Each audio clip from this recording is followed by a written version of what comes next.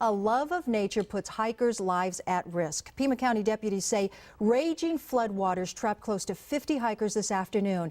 The flood of 911 calls that followed sparked a large-scale rescue operation that continued well into the late evening hours and covered 7 well-known wash points.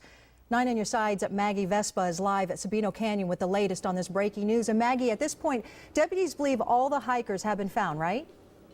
Valerie, that is true. They do believe they have found all the hikers that they were looking for, according to the latest numbers that they have. They spent hours out here on foot and in the air using infrared technology, mostly from helicopters, especially once it got dark, to find these missing hikers. Once they did, they dropped these bottles down to them. You can see they're Gatorade bottles with some liquid inside. There's also a message attached and a glow stick, I might add. And the message says, "Stay where you are. Help is on the way. Call a 911. Now, this was a mass search and rescue effort that deputies say, while successful, it could have been avoided.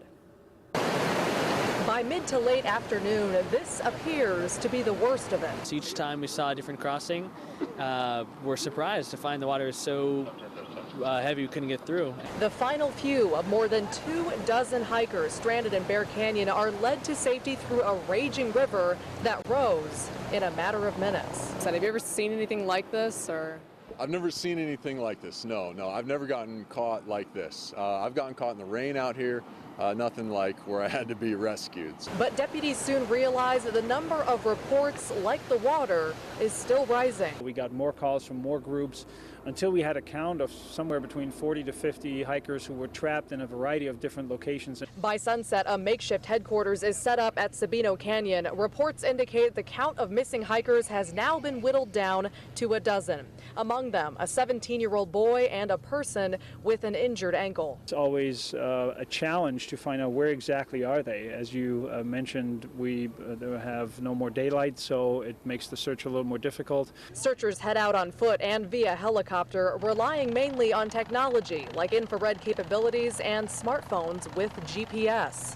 Getting a little more complicated when we talk about all these individuals where not everybody may have called 911 yet.